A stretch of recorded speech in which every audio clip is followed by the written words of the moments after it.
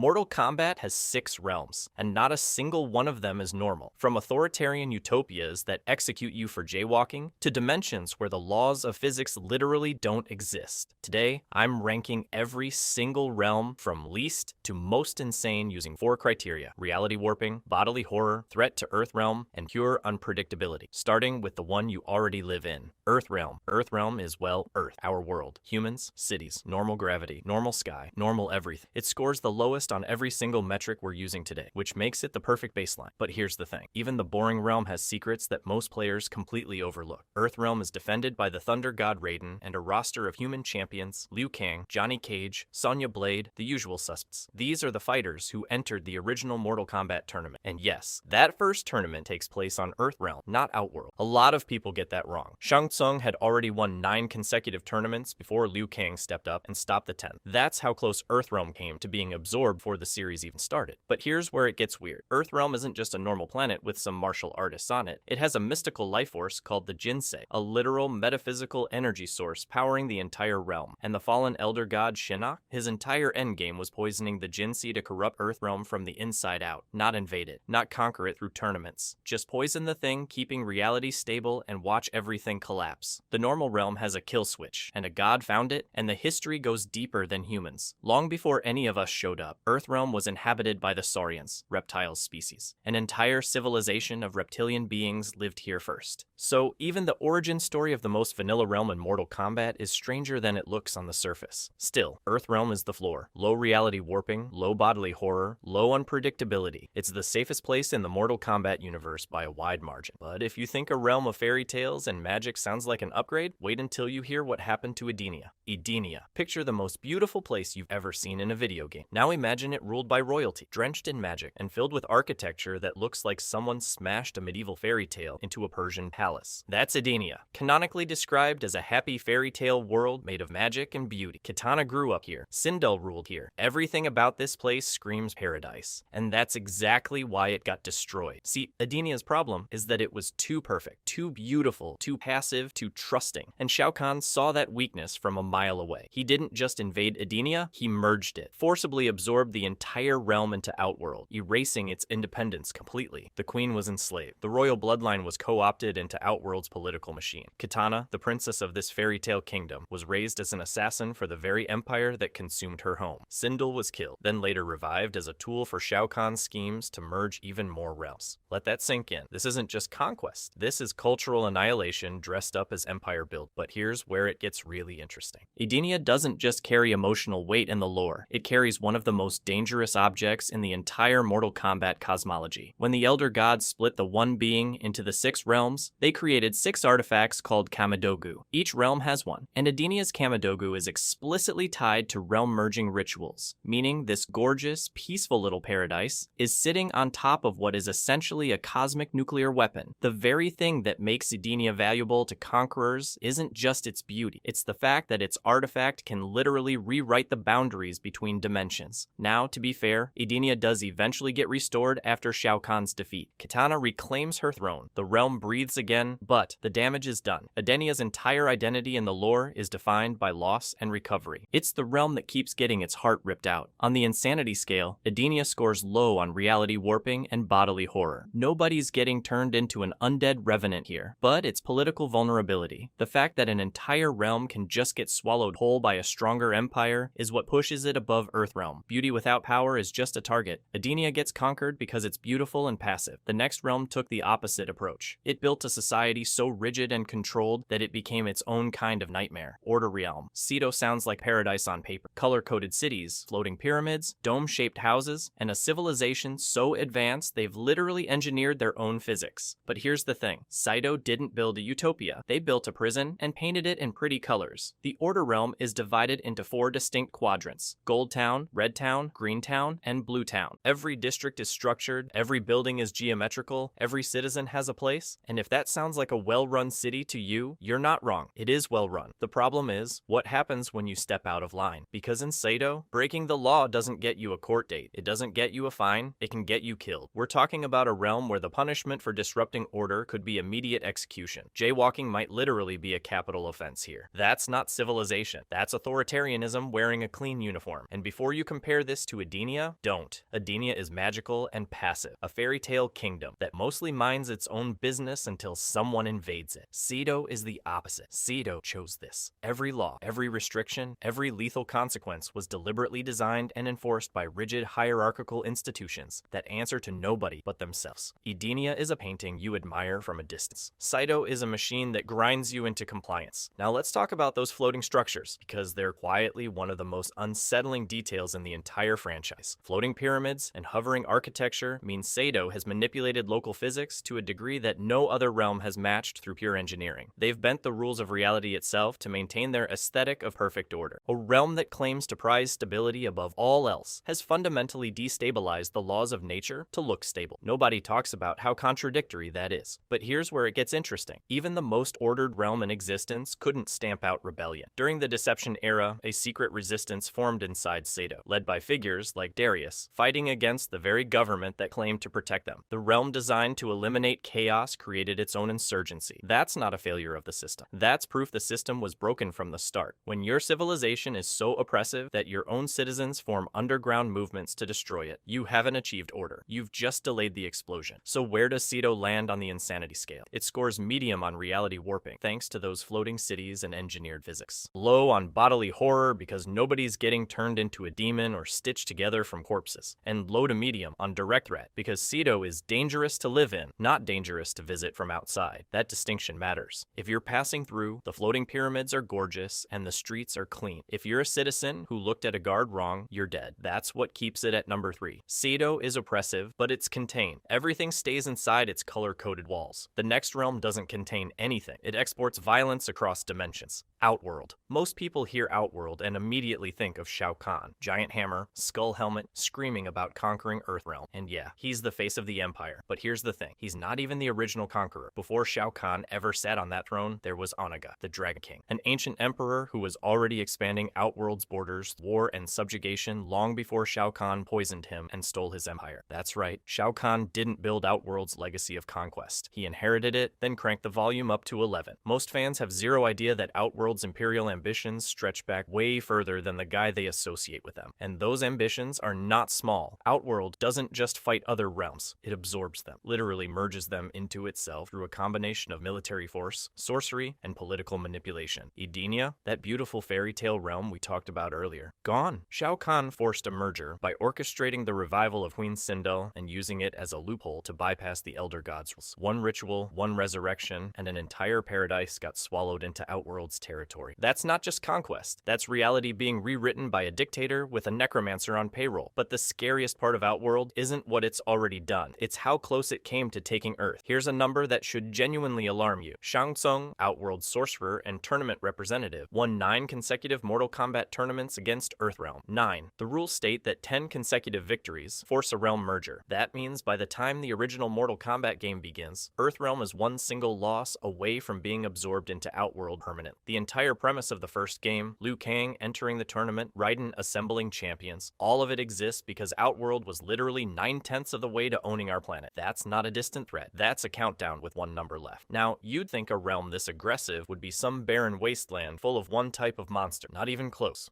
Outworld is the most biologically diverse realm in the entire franchise. Shokan, the four-armed giants like Goro and Kintaro. Tarkatans, the blade-armed berserkers like Baraka. Oshtek, Kotal Khan's sun-worshipping warrior people. Kitten, the insectoid hive species that Devora belongs to. Naknada, the six-armed collectors like Collector himself. Vampires from the Vaeternus region. And then you've got the constructed races, beings who were literally created through sorcery and experimentation, like Ermac, a fusion of thousands of souls crammed into one body, and Melina, a Tarkatan-Edenian hybrid grown in a flesh pit. This isn't a single species empire. It's a multiracial war machine under a bruised purple sky, and that sky tells you everything. Outworld's landscapes are storm-scarred, violent, and perpetually threatened. The terrain matches the politics. Every emperor rules through fear, every transition of power involves assassination or betrayal, and every species exists in a hierarchy enforced by whoever currently holds the throne. What makes Outworld uniquely dangerous compared to the realms we've covered so far is that it doesn't rely on technology. It runs on magic. Sorcery is its military infrastructure. Realm merges, soul stealing, resurrection rituals, necromantic armies. Outworld isn't primitive. It's just that its version of advanced means having Shang Tsung drain your soul instead of building a better weapon. The result is the same. You lose. You just lose in a way that erases your entire dimension from existence. Outworld scores high on direct threat because repeated historical invasions and realm absorption aren't theoretical. They're documented. It sits at medium for reality warping because sorcery-driven mergers literally rewrite the boundaries between worlds. And it lands at medium for bodily horror between the Tarkatan mutations, the flesh pits, and Ermac's thousands of screaming souls. Combined, that makes it the most geopolitically dangerous realm on the list so far. But Outworld wants to conquer you. The next realm wants to damn you permanently. Nether realm. Every realm we've talked about so far has some kind of logic to it. Outworld conquers. Order realm controls. Edenia just wants to be left alone. The Nether realm doesn't operate like any of them. It's not trying to conquer your realm. It's trying to damn your soul, raise your corpse, and send it back to kill everyone you ever loved. This is Mortal Kombat's hell. Not metaphorically, functional. It's a dimension of fire, demons, undead revenants, and damned spirits. And it's run by some of the most dangerous beings in the entire franchise.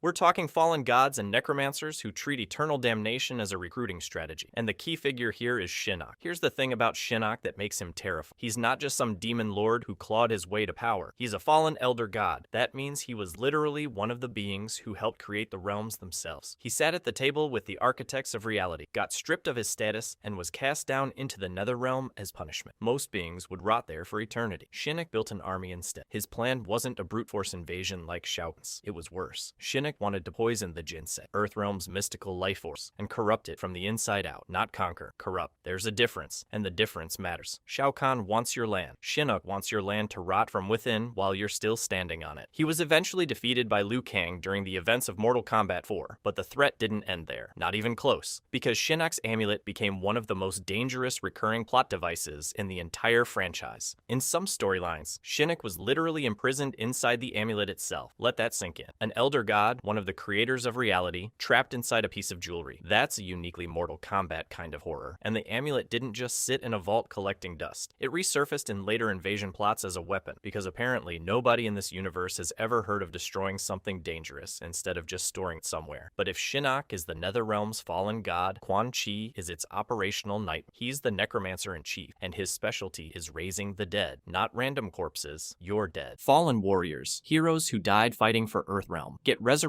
as undead revenants who now serve the Netherrealm. Characters like Noob Saibot are direct products of this corruption. The realm doesn't just threaten other realms militarily, it converts their casualties into its soldiers. Every warrior you lose becomes a weapon pointed back at you, and that's what makes the Revenant mechanic one of the most narratively cruel ideas in the entire franchise. You fight, you sacrifice, your heroes fall in battle, and then they come back wearing the enemy's colors with zero memory of who they used to be. The Netherrealm doesn't need to breed armies or conscript citizens. It just waits for other realms to generate bodies and then collects them. It's a war of attrition where the dead switch sides automatically. This is what separates the Netherrealm from Outworld on the insanity scale. Outworld conquers realms. It absorbs territory, installs rulers, demands loyalty. That's empire building. The Netherrealm damns. It warps reality through necromancy and damnation. It possesses the dead and turns them against the living. It scores high on reality warping, high on bodily horror, and critically high on direct threat to every realm it touches. Outworld wants to rule you. The Netherrealm wants to unmake you and rebuild you as something that serves it. It's hell with a political agenda, run by a god who got fired from creating reality and a necromancer who treats your dead friends like spare parts. But at least hell has rules. Damnation follows a logic. Necromancy has a system. The Netherrealm, for all its horror, operates on consistent internal principles. The last realm on our list doesn't even have that. Chaos. Realm. Every realm we've covered so far has rules. Outworld has politics you can navigate. The Netherrealm has a hierarchy you can understand. Even Cedo, with its execution-happy legal system, operates on a logic you can learn. Chaos Realm doesn't have rules. It doesn't have a logic. It doesn't even have a consistent version of physics. And that's exactly what makes it the most terrifying place in the entire Mortal Kombat cosmology. Here's the thing about Chaos Realm that separates it from every other dangerous realm on this list. It's not dangerous because of who's in charge. It's dangerous because nobody is in charge. The canonical description is explicit. Chaos Realm is a world where chaos is practiced as a religion and has no form of government. Let that sink in. Chaos isn't just the environment, it's the belief system. The inhabitants don't just tolerate disorder, they worship it. They build their entire existence around the rejection of structure, law, hierarchy, and predictability. The landscape itself reflects this. There are no organized settlements, no cities, no infrastructure. It's a wasteland of randomness where the laws of physics, time, and causality are not just different from Earth realms. They're actively unreliable. Time can contradict itself. Gravity might work one way in one spot and the opposite way 10 feet over. You can't prepare for Chaos Realm because preparation requires a stable framework, and that framework doesn't exist here. And then there's Havoc. Havoc is the realm's primary named agent, and even the way he operates breaks the pattern of every other realm threat we've discussed. He's not a king. He's not an emperor. He's not defending territory or building an empire. He's a philosopher of chaos, and his entire purpose is offense against the concept of order itself. He leaves Chaos Realm specifically to sow discord in structured realms like Sado. Remember Sado? The place where stepping out of line gets you executed? Havoc's entire campaign is aimed directly at places like that. He doesn't want to conquer, he wants to dismantle. He wants to take every system, every law, every predictable structure, and watch it collapse. And this isn't some minor nuisance character. In MK1's Chaos Reigns expansion, Havoc is treated as a Titan-level threat capable of destabilizing multiple timelines simultaneously. Not just one realm, multiple timelines. That's a scale of destruction that puts him in a category most Mortal Kombat villains can't touch. The contrast with Cedo is the sharpest in the entire franchise. Cedo enforces laws to the point of executing citizens for minor infractions. Chaos Realm rejects the concept of law entirely. They are narrative polar opposites, and Havoc's campaigns against Cedo are a direct expression of that philosophical war. Order versus chaos, taken to their absolute extremes. Now let's talk about the insanity metric, because Chaos Realm doesn't just win. It dominates every single category. Reality warping? Very high. Time and physics themselves can be contradictory. Bodily and psychological horror? High. Unpredictable transformations are a documented risk for anyone who visits. Direct threat to other realms? High. Havoc actively exports chaos as a weapon. Unpredictability? Very high. By definition, literally nothing about this realm can be anticipated. No other realm scores this consistently across every axis. Not Outworld, not the Nether realm, nobody. And that's the closing argument. Every other realm on this list, no matter how horrifying, has a logic you can eventually learn. Outworld has political games you can play. The Nether realm has a power structure you can map. Cedo has laws you can memorize and follow. Even Adenia's dangers come from comprehensible threats like invasion and conquest. Chaos Realm's defining feature is the total collapse of the framework that makes survival strategies possible in the first place. You can't learn the rules because there are no rules. You can't adapt because adaptation requires patterns, and patterns don't exist here. It is, by every measure, the most insane place in the Mortal Kombat cosmology. So there you have it. If you enjoyed this video and want to see more, click the video on the screen now.